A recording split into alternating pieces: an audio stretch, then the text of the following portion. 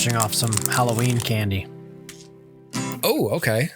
Do you have a lot of candy? No, this is the end of it. You've only got the one kid. Right. Exactly. So it's like mostly just stuff we bought to give away to visiting children. Sure. And we didn't have enough trick-or-treaters, so Dustin gets Reese's. So we have 4 kids, so we have so much candy in the house that it lasts all year. And like for whatever desserts or, so like by the time Halloween rolls around, we just kind of toss out the old stock. Like we turn it over. And flip it. Yeah. Because we have to take all the peanut stuff out for Noah. So we have to like distribute that among the other kids. And so we have to give him some of their stuff as like the airport exchange currency. Yes.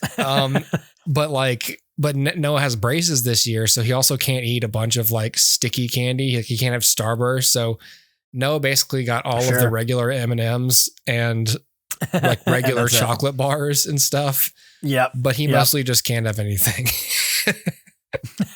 He can't have peanuts, but he can't have anything that messes up his braces. So he doesn't get much. Yeah. Thankfully, he doesn't. Well, he often doesn't finish his dinner, so he also earns not that much. So it all works out. You see, homeostasis. It all works out. That's it. Yeah. Well, that works. Dustin, hello. What's up? I don't know when this episode's coming out, but it is certainly well past Halloween.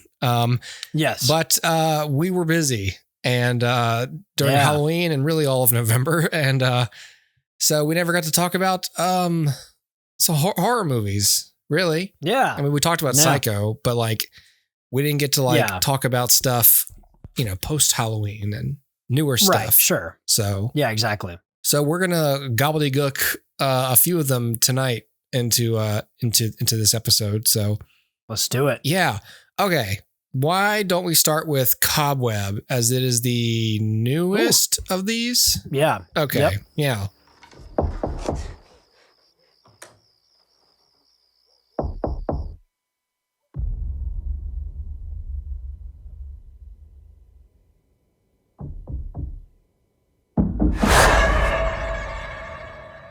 It's okay. It was just a bad dream. I heard it again. No more nightmares tonight. Okay, champ? Daddy! This is getting ridiculous. This is an old house. There's bound to be bumps in the night. Peter drew this? Yes. Is he all right? Peter has an overactive imagination. No more nightmares. No more. That's right. You know, I wish I had someone I could talk to about the things that were happening in my house.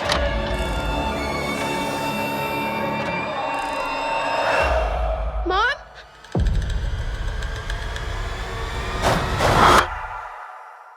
Mom?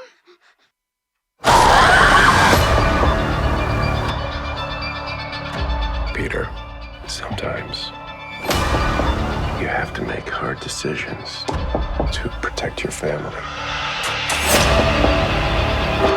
What is that? The banging.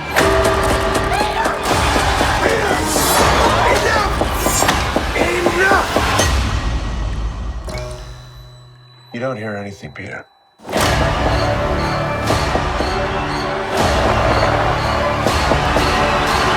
You have a beautiful imagination. It's going to get you into trouble one day.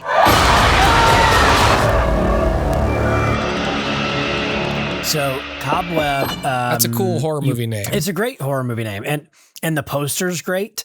A lot of great decisions here, except the one really bad one was that this opened the same weekend as Oppenheimer and Barbie.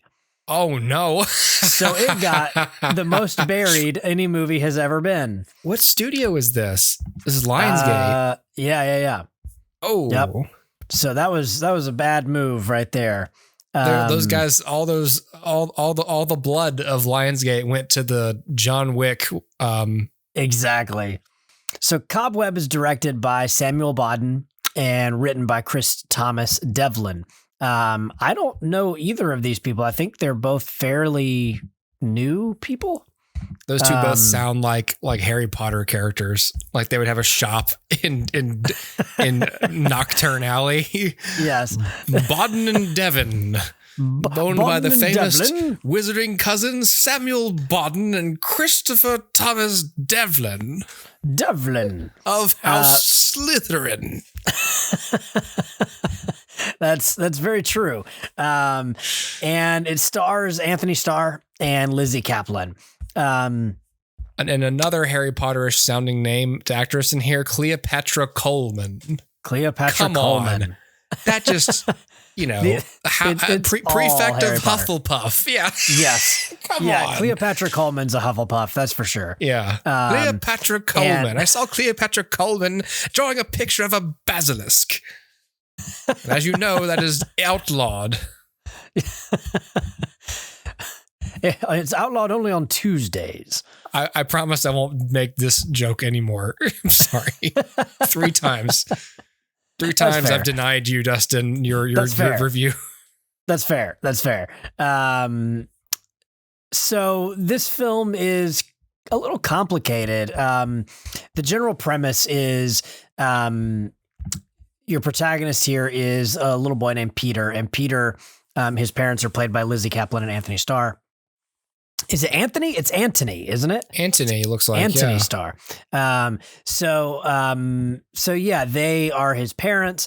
And what starts as like a pretty normal thing, like, the kid hears bumps in the walls and goes to tell mom and dad, slowly begins to unravel. And you realize that mom and dad may not be the nicest people in the world. And his teacher, played by Cleopatra Coleman,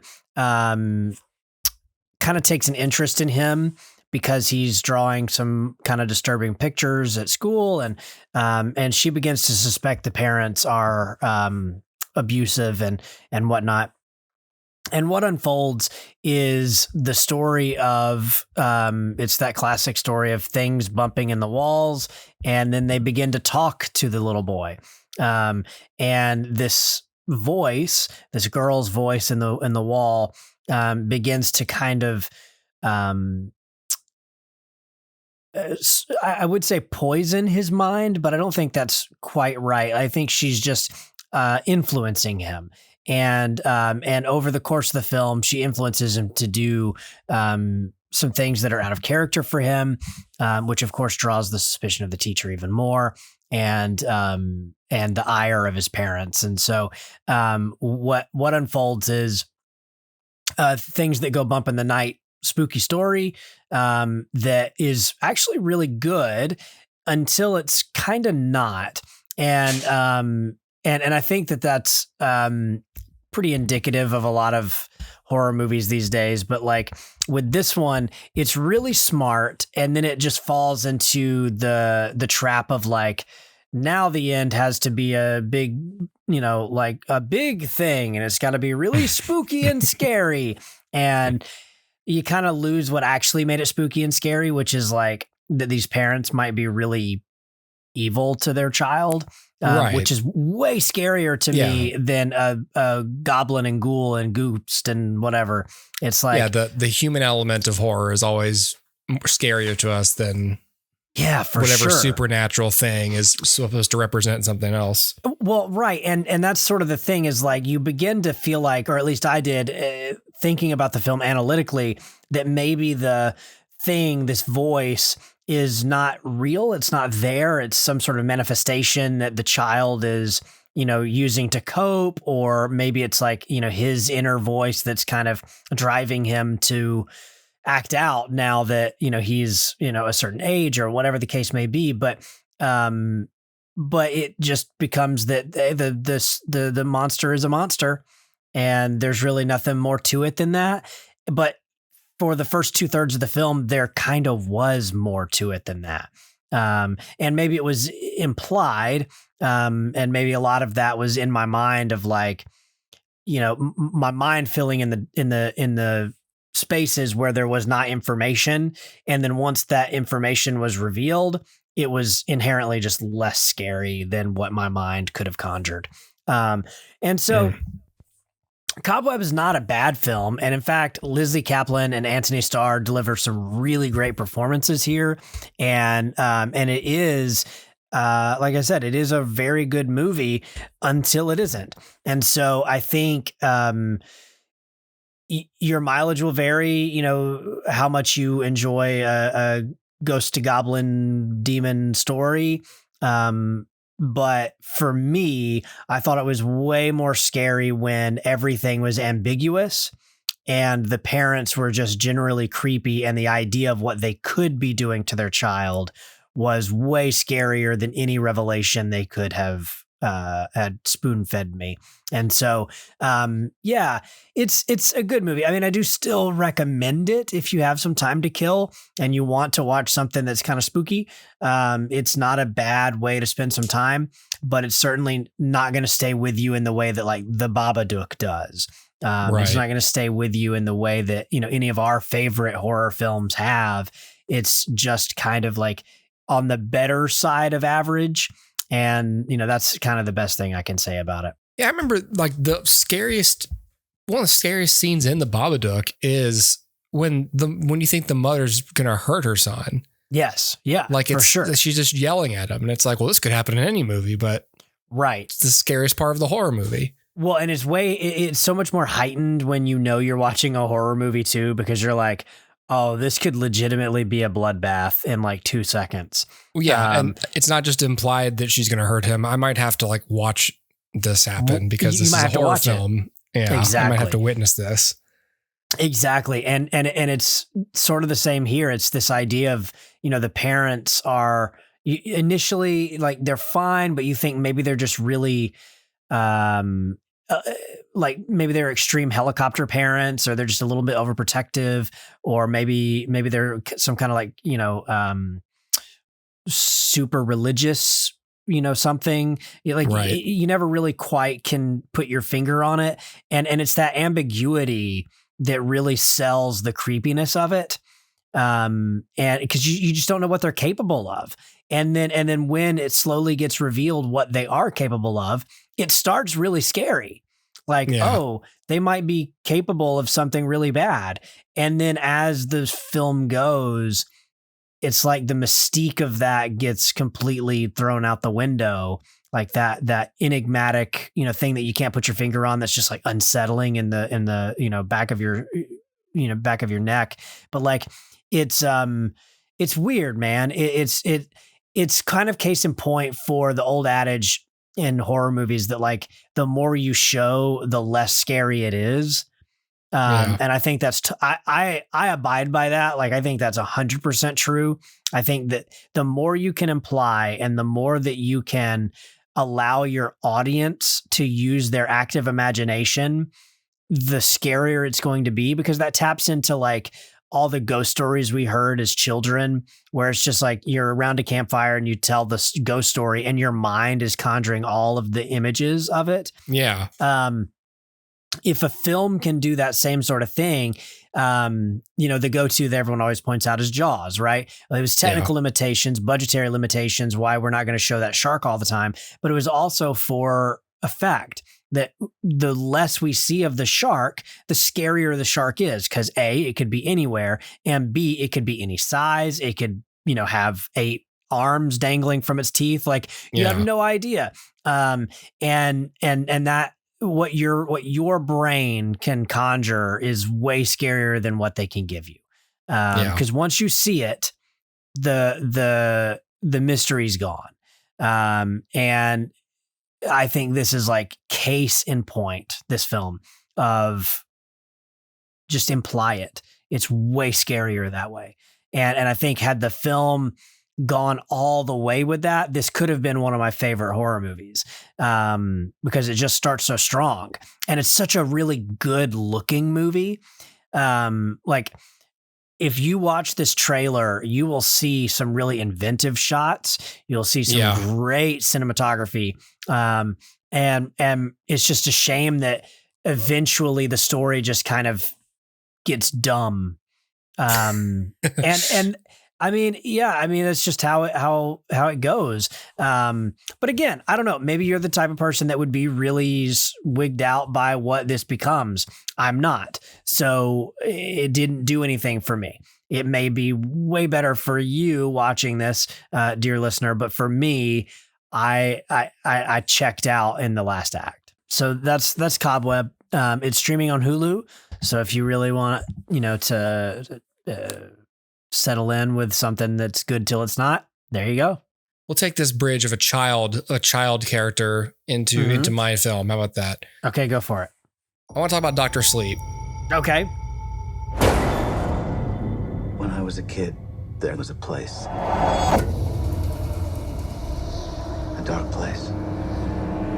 They closed it down and let it rot. But the things that lived there... Hello, Danny. They come back.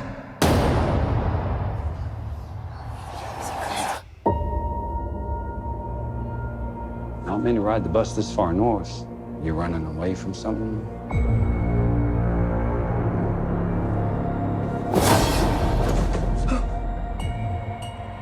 I'm running away from myself, I guess.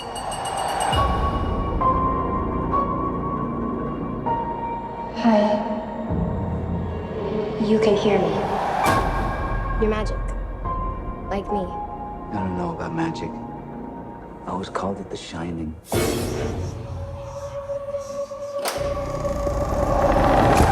The world is a hungry place. A dangerous place.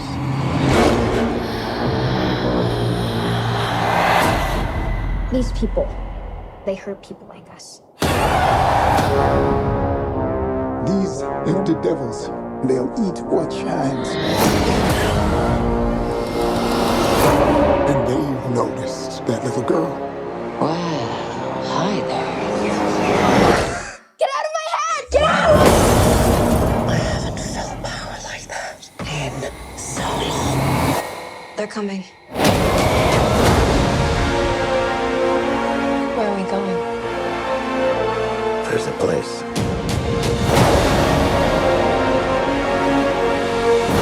You sure you want to do this? I'm ready. Yes, you run, dear. And then I will find you, and you will scream for years.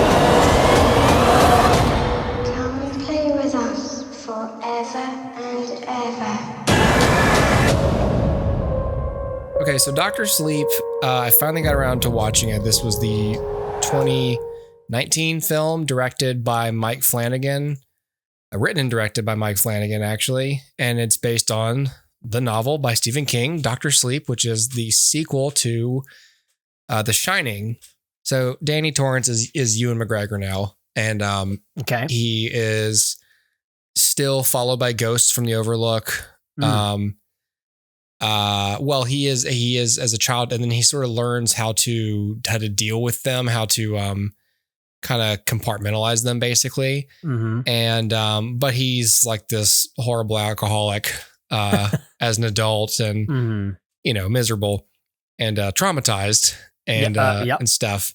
And then he spends like a few years as like a night nurse, basically at like a hospice ward, where like he uses his shining ability to sort of help people pass on, like who are about to die. And then he, does stuff. And then eventually he becomes aware of these like traveling gypsies. They're called the True Knot, and they are led by Rose the Hat, played here by Rebecca Ferguson. And they are psychic vampires. Basically, they feed off of steam, which is like what people release when they're afraid, when they're in pain, tortured. There's a real fucked up scene where they kidnap Jacob Tremblay, coming home from a baseball game, and they like torture him, and he's screaming and pleading, and they're just like sucking the steam in that he's letting out. And I was like, and it's, of course, Jacob Tremblay is like a really, really good actor. So it was, of course, a horrific scene, and nothing especially gruesome is happening. It's just a child's being fed upon. And it's, as soon as I saw him, I was like, oh man, they're going to kill this kid. I know they're going to kill him. This is going to end well. I'm going to have to watch it because it's Jacob Tremblay.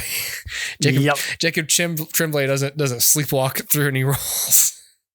This is true. Jacob Tremblay isn't here to fuck around. No. Anyway, he's fantastic in Room. I don't know if you've ever seen Room. I've seen Room. I saw Before I Wake, another Mike Flanagan film. Mm-hmm. Yep. So in that film, he does sort of sleepwalk, but not through his performance. Sure. There you go. Yeah. He dreams things that become real in that one. And yeah, that's a creepy one. Anyway, so I liked this. All I heard about this, like in the, the time since it came out, was how like, people were just kind of meh about it. Sure. But I was like, well, it's Mike Flanagan though. Like it can't be that, and so what does this even have on Rotten Tomatoes? It has a 78. It's still pretty high, but I liked it. But of course it's going to be compared to The Shining, which is like everyone's favorite movie ever. Well, a fun thing about this, so I really like the way I phrased this with my notes makes it seem kind of ironic, but I really love telekinetic plot convenient powers. Okay. Yeah. I really like when it's like, hey, we're going to have like a battle in our mind across the country. And it's like, oh, we can just do that. That's cool. And I'm like, yeah, I know. It is cool though. Like I like when you don't have to worry about like what, like, it's not that you don't have to worry about what the rules are, but you don't have to go, sure, I don't know, across the country. It's like, bro, they have telekinesis. Are you right? You'd believe it within state lines. Split hairs on this. Yeah. Once this goes federal, you're like, that's kind of far away for telekinesis, don't you think? I think with telekinesis, you got to be within a certain. It's like Bluetooth. 300 miles. Got to be in range. Maximum.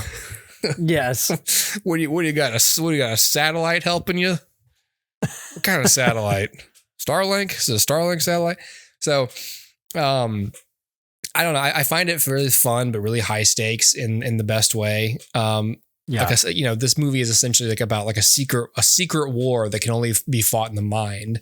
And that's like really ripe for movies. And it also is really ripe for keeping the stakes, again, really high, but semi-light, because most of the characters in a film are not aware of what you're even doing. And there's no way you could possibly ask for help or explain it to anybody, Correct. And so it's fun. It's the perfect blend of Stephen King and Mike Flanagan's material. I really like the idea of Danny Torrance as just a fucked up alcoholic, and he's someone who spends his time locking away malevolent spirits and linking up with other special people and stopping the evil spirits of the world. And so he links up with this girl, basically links up with him, can sort of feel him in a way. And, so they become like pen pals via like messages on a literal like chalkboard, like across wherever. And they just like chat for years before they even meet each other. And it's really cool that way. So there's a lot of cool stuff in here that happens that's just satisfying to watch. Like, kind of like you're watching like an X-Men film. It's like, whoa, that was cool. How'd they do that? Like, or oh, that's cool that his ability would mean he could do this. You're watching Danny Torrance do things that, this is, again, it's a strange sentence, but makes sense to me concerning what The Shining, what people who shine can do. Yes.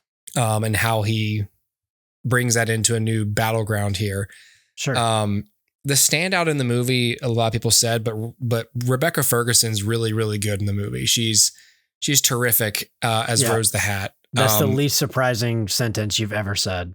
Oh yeah, I love Rebecca Ferguson. Ferguson's really good in the movie. Yeah. Is she in the movie? Yeah. Well, then she's good. Yeah, she's terrific. A lot of people pointed out how well she did. Like how someone called it. Someone specifically said like this is probably the best role of her career. Oh wow! I was like, as Rose the Hat, like in this, and it's just like she's just.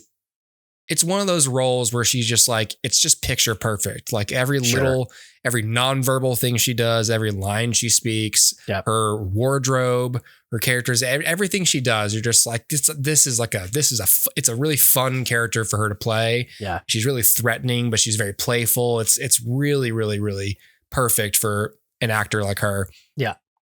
I really enjoyed Dr. Sleep. And then Stephen King did too. Stephen King, obviously he and Mike Flanagan already have like a good relationship because it was Gerald's Game. So Mike Flanagan, in making the movie, kind of had two things he was trying to do. Like he wanted to make a really good horror movie, and he wanted to honor Dr. Sleep, the book, as well as how he has a lot of love for The Shining as a film. But of course, The Shining is different than its book, and Stephen King was always pissed about that. Yeah. And so to do Dr. Sleep justice as a novel, you can't really make a direct sequel to The Shining because things are different. Too different. Yeah. But he has reverence for The Shining. So how do you take in plot elements from The Shining into a novel sequel that doesn't acknowledge The Shining's film's elements? Yeah. And he basically worked with Stephen King on it. And Stephen King was like, yeah, he did a good job. King was critical of Kubrick's film adaptation to the point of writing and executive producing a new adaptation with the 1997 television miniseries. When the film Dr. Sleep's intended to be a direct adaptation of the 2013 sequel novel, director Mike Flanagan and Dr. Sleep still acknowledges Kubrick's The Shining in some way. It is an adaptation of the novel Dr. Sleep, which is Stephen King's sequel to his novel The Shining, but this also exists very much in the same cinematic universe that Kubrick established in his adaptation of The Shining. He explained working with all the sources, reconciling those three at times very different sources has been kind of the most challenging and thrilling part of this creatively for us. He first read the novel and then had a conversation with King to work out adapting all the sources. As part of the process, Flanagan recreated scenes from The Shining to use in flashbacks. As the same with The Shining, Flanagan also avoided the horror film trope of jump scares. And that's true. There was something that King said, but anyway. During early talks, King's two stipulations for the Dr. Sleep adaptation was that the Overlook would not be present and that the novel's ending would be retained. King initially rejected Flanagan's pitch of bringing back the Overlook as seen in Kubrick's film, but changed his mind after Flanagan pitched a scene within the hotel towards the end of the film that served as his reason to bring back the Overlook. Upon reading the script, King was so satisfied with the result that he said, "Everything that I ever disliked about the Kubrick version of The Shining is redeemed for me here." Wow. So it's really cool. I think it's interesting that like not only has he made a film that I just found entertaining, that like essentially fixes that whole sore spot for Stephen King. Yeah. And honors and threads the needle and honors the film and the novels at the same time. That's really cool. Yeah, so, that's awesome. Mike Flanagan was just in town shooting his next movie with like Mark Hamill and Karen Gillan and stuff like that. So yeah, like they put up a picture do you remember where we went bowling for a bachelor party, Eastern Shore Lanes? Yes. Was that Eastern Shore? Hold on. Was that in Gulf Shores? No, that was Eastern Shore Lanes. I know this is going to be hard for you to remember because you were there once. Yeah, I think so. You're right. Hold on. I'm sorry, everyone. This does make sense. Give me a second. I'll bring this all back. This is my ADHD. We had dinner and then we went bowling, right? That was the next thing we did. Yeah, I think so. And then we picked up more beer and then we did bazooka ball. Yes. Geographically, that makes sense. Causeway to Daphne. I'm pretty sure. So I'm pretty sure. They went to the same bowling alley that we did. They went to Eastern Shore Lanes and bowled like or whatever. Like I saw like Chiwetel Ejiofor there and like and in this picture. Anyway, the point being, Mike Flanagan didn't shoot this down here, but he shoots a lot of stuff over here. So we love Mike Flanagan in my area, and I love his movies. Every time I talk about one on here, I'm always pleased. Yeah. So sweet. If you never saw Dr. Sleep, I recommend it. If you're a fan of Mike Flanagan, it's a very Mike Flanagan movie. But obviously it requires a love of the Shining to enjoy. Sure. And I think it does well. People think that it falls apart in the third act because there's so much, there's stuff from the Shining that comes back and people are kind of like feel like it just becomes like a rehash of the Shining. I don't think so. Personally. Okay. But it's not an invalid criticism. Gotcha. For people to say too much Shining in Dr. Sleep. Gotcha. Okay. I thought it was cool. Yeah. Okay, cool. Anyway. Yeah, no, I never saw it. I think it was at one point streaming on Max. Maybe it still is. Let's see where it is at the time of our recording, because I watched it. Right now it's on Hulu. Oh, it's on Hulu and on Max. Okay. I think it's probably just on Max. Gotcha. Let me see. I'll click on Hulu. I bet you it'll tell me I need to upgrade. Probably. Well, yeah, no, I need to finally sit down and watch this. Yeah. You know what? I think I rented this, to be honest. Oh, really? I think I went to the library and grabbed it. But Yeah. Yep. anyway, yeah, it bounces around. But I think it's on Hulu right now. Sweet. Also, that's great. Yeah. Nice. Yeah. Cool. Awesome. Yeah, it's worth it. Sweet. Dr. Sleep. All right. So I'm not sure what the connection is. I'll find one. Let's talk about A Haunting in Venice. Hey, okay, A Haunting in Venice. Hercule Poirot, I've found something. I've looked at it from every which way. I am the smartest person I ever met, and I can't figure it out, so I came to the second. You are up to something, my friend. I've seen a million of these so-called psychics, each one a fake. I do not believe in psychics. Come with me to a seance. Spot the con I can't. Detective, you are here to discredit me, but I can talk to the dead. I'd give all I have to hear my daughter's voice. If someone wants to be heard, we are here. Listening.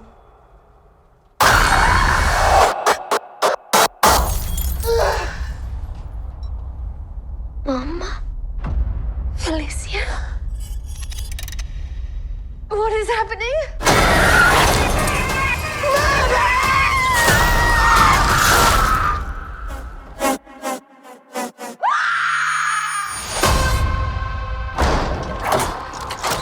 You can't trap us here. Somebody is dead. No one shall leave this place until I know who did it. A ghost killed her. There must be a rational answer for all of this. Just admit that you are up against something bigger than you.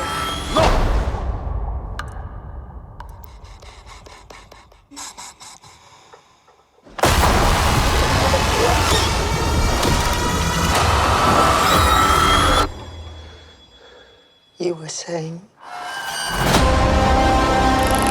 Something in this house tried to kill me. Don't look at me like I'm a suspect. We're old friends. Every murderer is somebody's old friend. No one shall leave until I find if the living have been killed by the dead. You have been hiding here all this time. Who are you talking to? A Haunting in Venice is kind of a horror movie. I mean, not really. I mean, kind of. It has a lot of horror movie tropey stuff in it. And it's kind of filmed like one, but it's still just a normal whodunit. So A Haunting in Venice is the third of the Kenneth Branagh Poirot films. The first two I was lukewarm on. I don't know why I keep watching these other than just to say like, oh, it's a whodunit and maybe it'll be good. Right. A Haunting in Venice is ultimately, I think, kind of forgettable, which probably is one of the worst things that a whodunit can do, because you need to remember the clues and you need to remember things, that are happening. And I never felt like anything that was happening was super like sticking with me, even though I was like watching it. Like this wasn't on in the background. I was watching it. And then I found myself like 2 scenes later, forgetting what just happened. What? Yeah. Wait, hold on. And having to like go back and like do the like 30 seconds backwards a couple times. I mean, like the thing you normally would have to do if you weren't paying attention. Like, oh shit, I was looking at my phone. Sorry. Yes. But right there, you're like, oh shit, I was staring. Wait, I was looking at this. Wait a second. I should know this. It was like I was watching it and I don't know if my brain was just like thinking of other thing, like just when you drifting. fall asleep with the wheel for a second, you're like, yeah, oh, I'm just have like I driven an entire hypnotized. Mile? Yeah, exactly. It's that. It's my that turn. feeling. It's not wrong. So of course this film is directed and starring Kenneth Branagh as Hercule Poirot. It also stars Michelle Yeoh, Jamie Dornan, Tina Fey, and a few other people that you probably know. Kelly Riley. Yeah, Kelly Riley's in this, folks. And yeah, man, it's It's fine. I mean, it's 2.5 stars, so it's a little less than fine.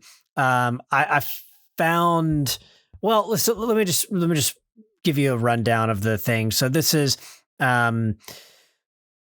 after those first two Poirot films. Hercule Poirot is a little bit jaded. He's like not taking cases anymore. He's bored, and he's kind of living a reclusive life. And even though people are like knocking at his door every day to help, like, help me solve this case, he doesn't want, like, none of them intrigue him, and he's lost the zeal for life, basically, and for the mystery and the hunt, as Holmes would call it. And then, wouldn't you know it, Tina Fey shows up at his door, and she is a mystery writer, and she's looking for a new book.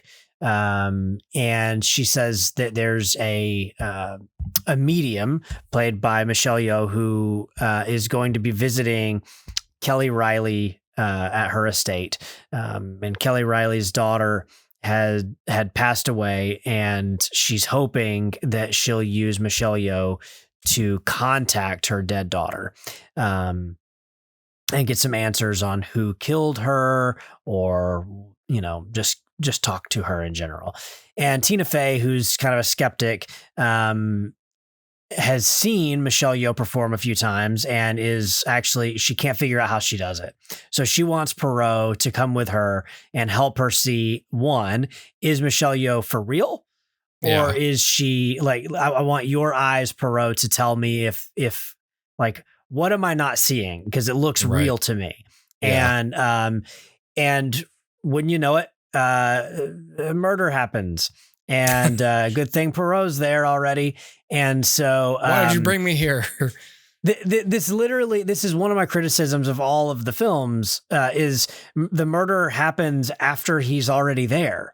And I feel like this is such a weird thing. It's not like the murder happens and then he travels to the place where the murder happens to investigate. Instead, it's like murder happens only because he's there.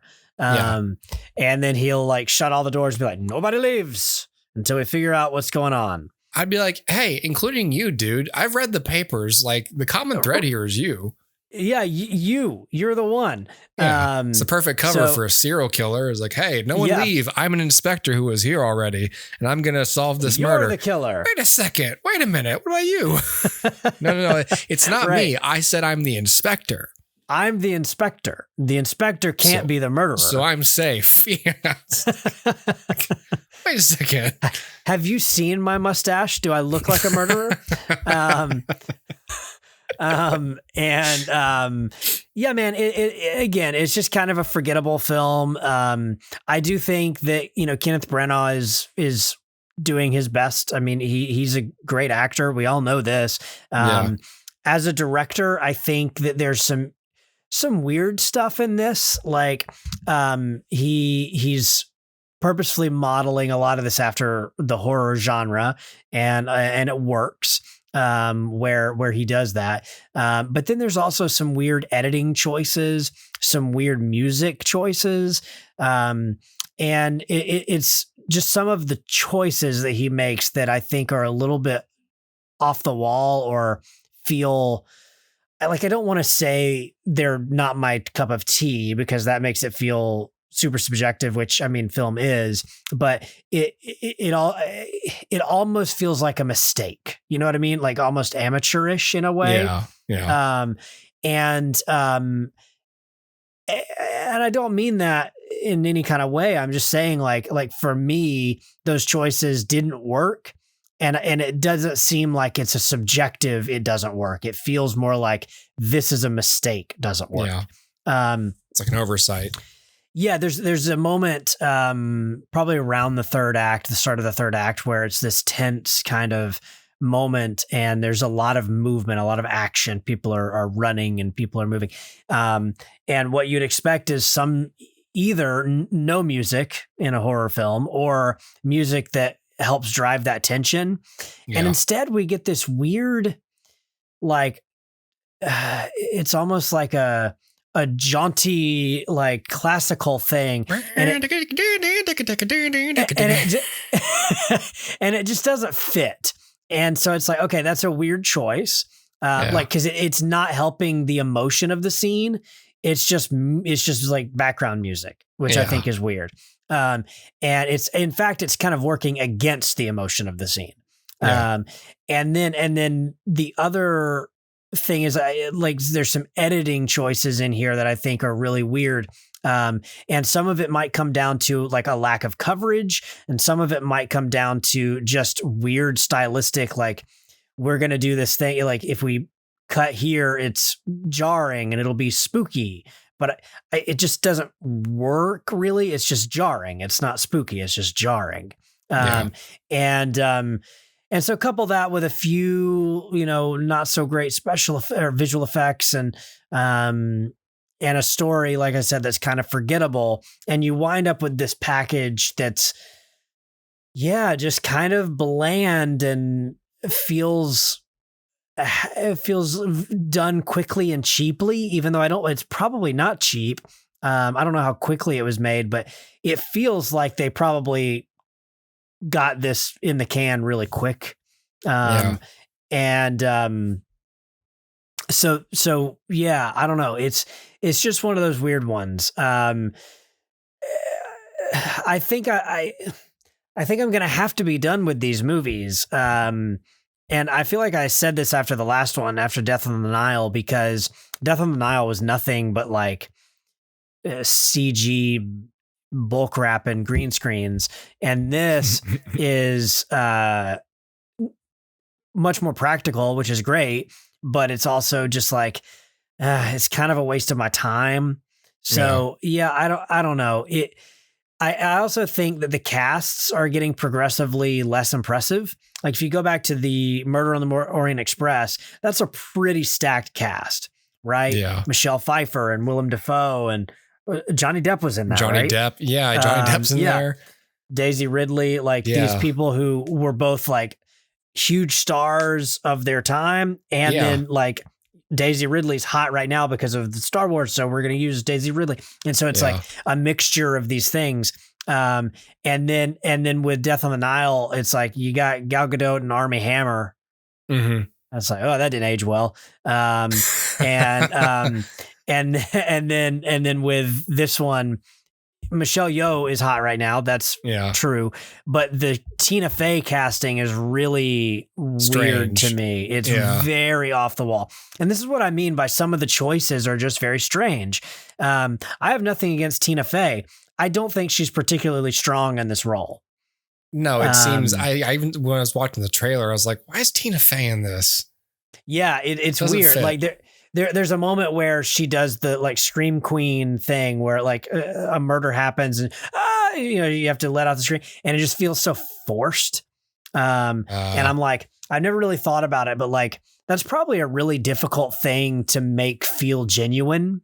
Yeah. And you don't really think about it because I guess people cast people who can do it, but with Tina, I think she's supremely talented, but I don't think this is her forte. And so I don't think she's particularly strong here. And then, there again, other than Michelle Yeoh, it feels kind of lackluster in its cast. So I don't know. If the big stacked star-studded cast isn't drawing me anymore and the story is as forgettable as always, I think I'm just going to have to be done.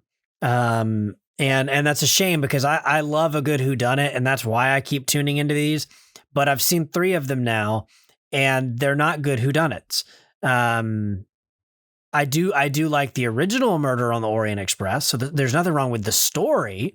Agatha Christie certainly could write a mystery, but there's just something in the execution of these films that feels dull. So I don't know. I'll say this, good for Kenneth Branagh for finding something that he can work on his directing with and continually put out something that I'm sure is really fun for him. Because we all know Kenneth Branagh's an incredibly talented dramatic actor and can do no wrong. I'm sure this is like a really great popcorny, broad character he can play. That's probably a lot of fun for him. So good for him for finding that and sticking with it, and breathing life into it behind the scenes as well. But yeah, it's just I don't think these are for me. It's like when I was talking about how Jon Favreau, found a way to become a full-time retained employee of Lucasfilm, and he's just paid to play with toys.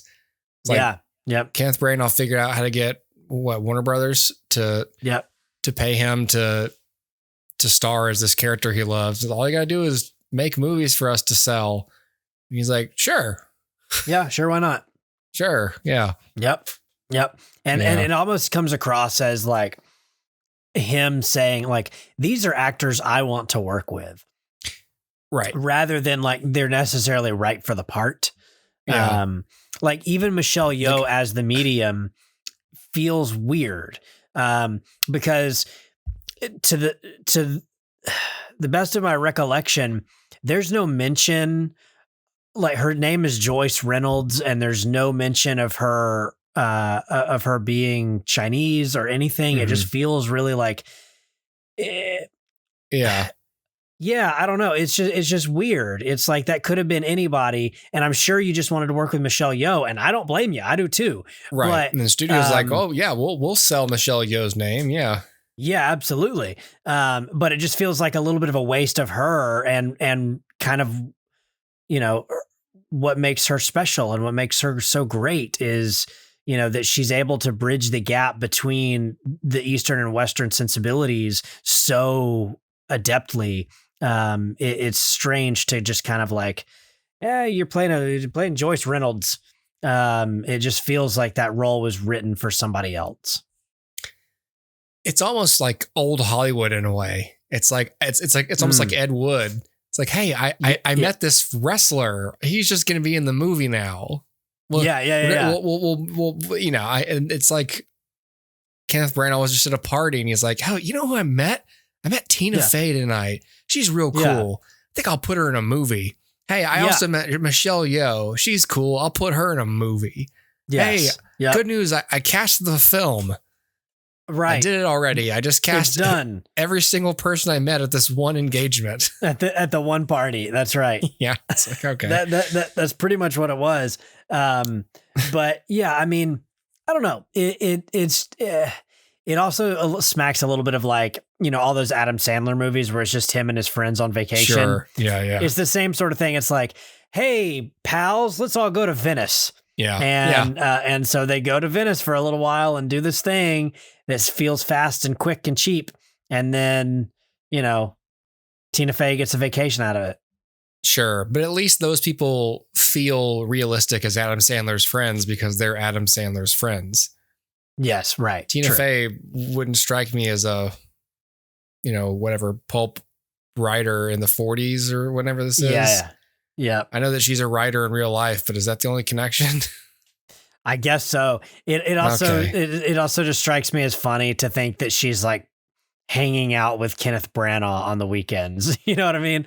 Like, that just feels really weird. And also the film implies there's like a really old friendship between the two of them that like goes back decades. And I'm like, I'm not buying that. What, did y'all survive the Spanish flu together? Yes. Yeah. Yeah. But yeah, man, I don't know. It's not offensive, but it's also just nothing special. Yeah. And that's its own kind of offense. Yeah. I was going to say, sometimes that's even worse. That's enough. Yeah. Make me feel something. At least movies I hate. Like I want to feel hatred for. Oh, I just want to feel the burn, the pain. I want to be mad at you for what you've done to me. You made me watch this. And this one is just like, oh yeah. Like even me telling you recently that I saw this and we should talk about it. I had to remind myself, did I actually see that? Did I finish that? I was like, oh yeah, I did. That's right. Oh, hang on. Hold on. I got to tell you one more thing. Sorry. Oliver bit his lip earlier tonight because he was jumping on his bed and he fell so far that he hit his chin on like the frame of the bed and just bit the shit out of his lip and it still hurts. So Having a hard time going to sleep. Yeah, I know. Yeah. Ugh. It's the only way they learn. It's true. Have to keep falling. So you mentioned Haunting in Venice was like quick. Just feels like it was done quickly, cheaply. Mm-hmm. Not always a bad thing. Quickly and cheaply. No. As I thought the case was with X. Okay. Farmer's daughter, take one. I need to be famous, Wayne. All the best people are. Ain't nobody else out there like you. You know why? Why? Because you got that X factor. Our days of struggling may soon be over. Hollywood, here we go. So this is it. Our own studio backlot. You're looking for a place to stay. Oh, yes, sir. That's one ugly son of a bitch. And my wife, Pearl, is next door. So I would appreciate a little discretion. You don't know what we're doing, does he? Well, it's better to beg for forgiveness than ask for permission. Would you like to come inside? Much obliged. I want to be in the movie. Well, you can. The story can't just change midway through. If Daddy catches us, there's no telling what he might do. My wife is not well. It happens after dark.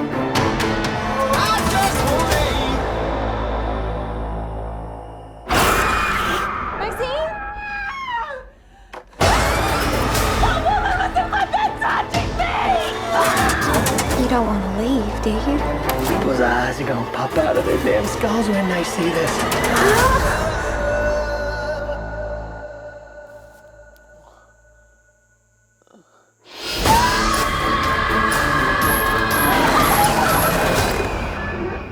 What? Are you all right? No.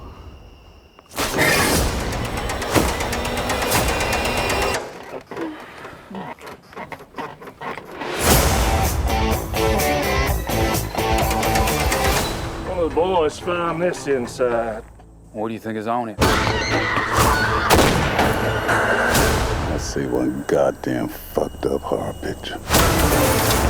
X is written and directed by Ty West, and produced and edited by Ty West. Well, jack of all trades over here.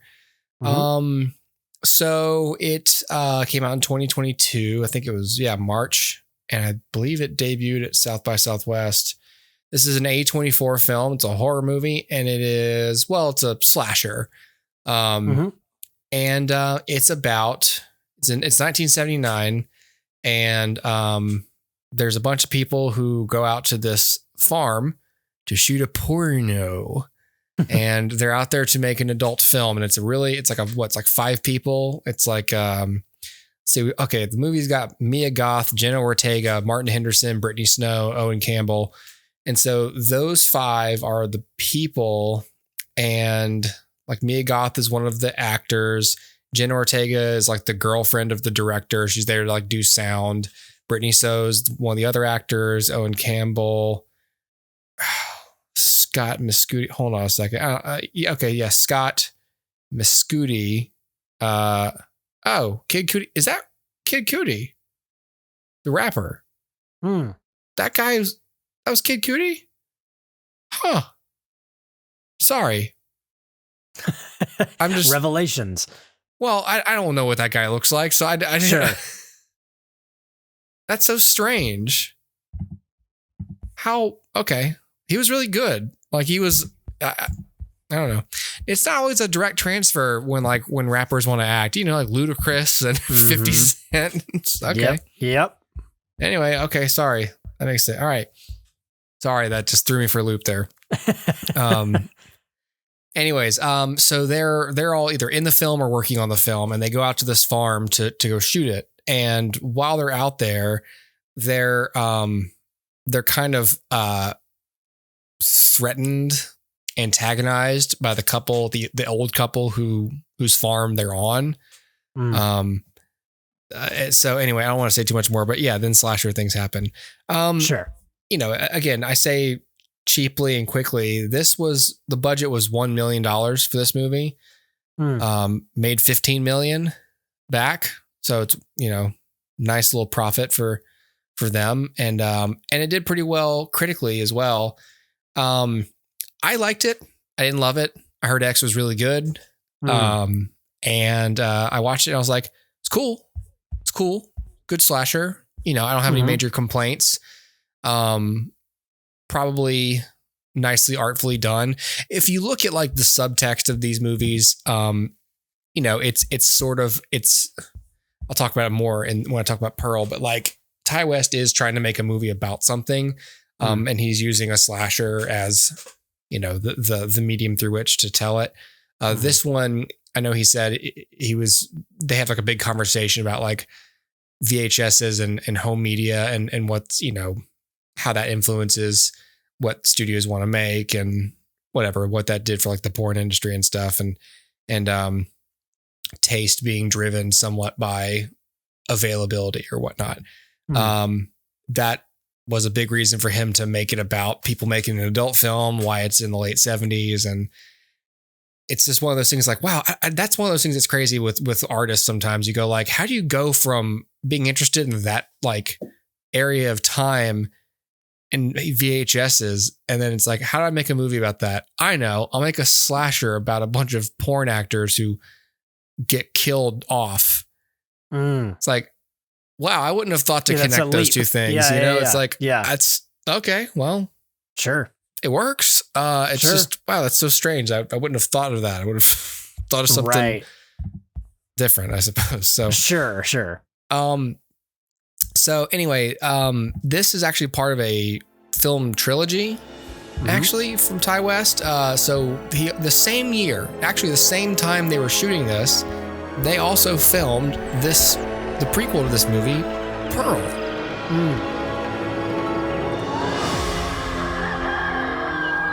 Please, Lord, make me the biggest star the world has ever known, so that I may get far, far away from this place. You know, caring for your family during these times is admirable, but you only get one take at this life. If only they would just die. Pardon? Nothing.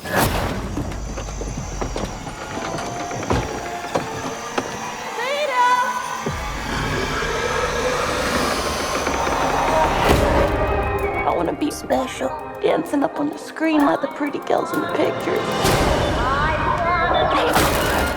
I will not let you leave this farm again.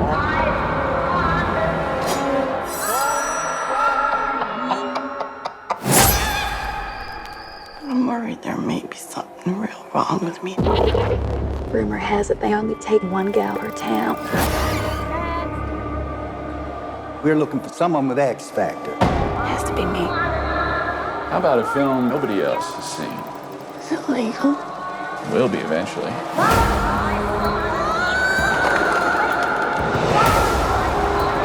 I know what I've done. Bad things.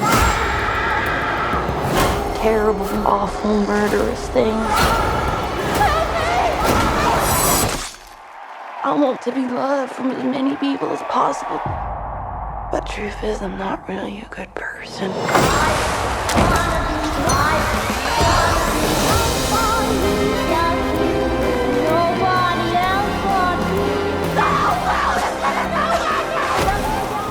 Takes place on the same farm in the past, and we meet Pearl, who is played by Mia Goth in this film, and was also played by Mia Goth in X, because Pearl is the old woman who lives there.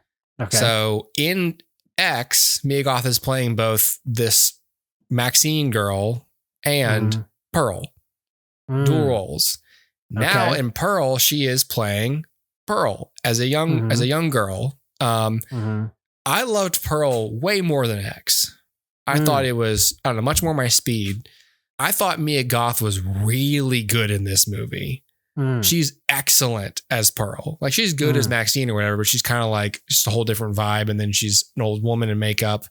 in X for as Pearl. So it's like, that's a different kind of characterization. In this one, she's youthful and she's peppy and happy and toxically positive and just like really like everything picture production wise in this movie is somewhat based on like, you know, big Wizard of Oz-esque like musical optimism in a way. That's very much driving her characterization and their style somewhat. So, I mean, it's 19. Oh, wow. I mentioned the Spanish flu. It's 1918 actually in this film. So the Spanish flu is part of the plot here. She lives on her Texas homestead with her German immigrant parents. Her father is infirm. He's in a wheelchair.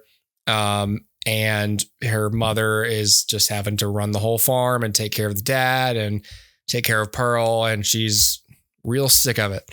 And Pearl wants to become like a chorus girl. She loves, you know, she loves movies and she's a big dreamer and wants to leave the farm and go be in show business. And, but also Pearl, it shows us some signs of sociopathy a little bit. She'll every now and then she'll kill one of the farm animals, or she'll do something abusive to her father when he can't do anything about it.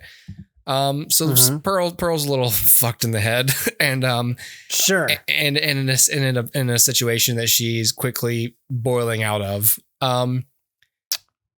Pearl is, I don't want to say too much more about the plot. Pearl kind of loses it. Pearl has a goal in this and she doesn't reach it. Cause you know, throughout the film, like, okay, Pearl's not going to leave Texas because she's still living there on this farm.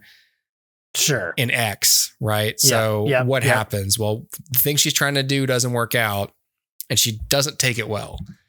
That's Pearl. I don't know. I just thought this one was really artfully done. Carrying over to that note about these films being about show business and how they influence people in a way. By the way, too, like this was written and directed by Ty West, but co-written by Mia Goth. Like Mia Goth has a screenwriting co-credit on this film. Interesting. I almost have a feeling that like this was the first idea. But it wasn't, because it says that he began writing a script for this prequel film during production on X. So they just decided. Well, or began writing the screenplay, but maybe had the story idea. He stated that the prequel project had developed from a story he had collaborated on with Mia Goth and that he had seen it either as becoming a potential film or simply serving as a backstory for her role as Pearl in the first movie. After the onset of the coronavirus pandemic and seeing its impact on the cinema industry, West stated that he had been inspired to continue working and had decided to begin production on the prequel immediately after wrapping on the previous installment. West stated that he had pitched his idea of a new franchise to A24 and had been surprised when they greenlit his projects. The filmmaker stated he intends each film to have its own distinct style and genre of horror. Describing his approach to X, he said he was heavily influenced by the Texas Chainsaw Massacre franchise and by the works of Mario Bravo, which explore how the rise of independent filmmaking affected society. So it's, you know, these are a bunch of, you know, indie people making an indie project effectively. Sure. Regarding Pearl, he described it as a Douglas Sirk melodrama meeting the Technicolor style of Mary Poppins and the Wizard of Oz, made as a demented Disney movie, and said it will explore how Hollywood filmmaking has influenced people. West stated that he intends to continue this trend of exploring diverse styles and genres in future installments. And then the third film is supposed to be 2024, and it's titled Maxine with 3 X's. And Maxine is supposed to be a sequel to X. Okay.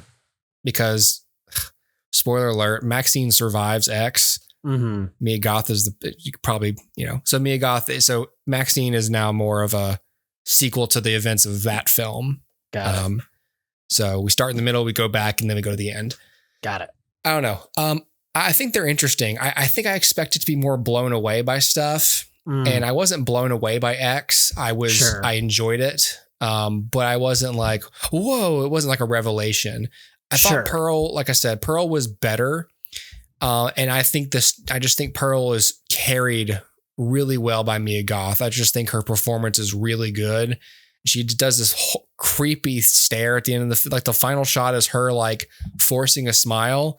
And she does it for like a full minute while the credits roll. Like Mia Goth just sits there and has to hold that smile, and she's tears start coming out of her eye. Like it's mesmerizing. Wow. And I sat there for the whole time until the circle closed on her face.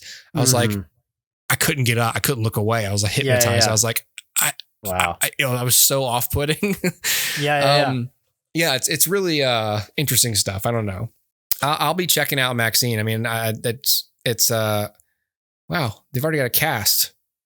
We got Mia Goth, Elizabeth Debicki, Michelle Monaghan, Bobby Cannavale, Lily Collins, Halsey, Giancarlo Esposito. Hey. And Kevin Bacon. Hey. Huh. Wow. Okay.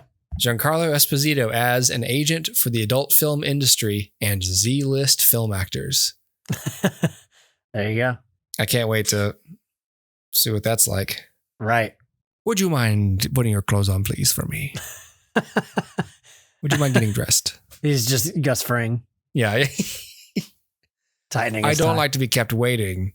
I don't know. Yes. Yeah. So sweet. Whatever. I'm into it, you know, and whenever filmmakers have something they're doing and it's, you know, it feels like they're doing their thing. That's cool. I like that Ty West is doing his thing. And, you know, again, these made money. I mean, X made 15 million. Pearl didn't make as much. It made 10 million, but still it made 10 times its budget back. Yeah, right. Exactly. I mean, they shot this it's not even in Texas. They shot it in New Zealand. And so Ty West was like, I mean, it wasn't lost on us that we were making a film, you know, like New Zealand was one of the only places you could like even make movies at the time. Yep. So I think that's part of why A24 bought it, because they're like, shit, someone's in New Zealand right now. And he has an idea, and he's already got everyone down there. The crew's down there. As everyone's working, it's all ready to go. Yeah, just do it. Whatever. I don't care. We'll do it. Right. It worked. Wow. It worked out. So just it's that strange alchemy that makes for interesting films, you know? Yep. Totally. So, okay. Well, those are those are a bundle of horror films. So there you go. Yeah. I rented X and Pearl from the library as well. That they're not on streaming anywhere that I could find. So gotcha. Okay. Sweet. Goodbye, everybody. Later. See you later. See you later.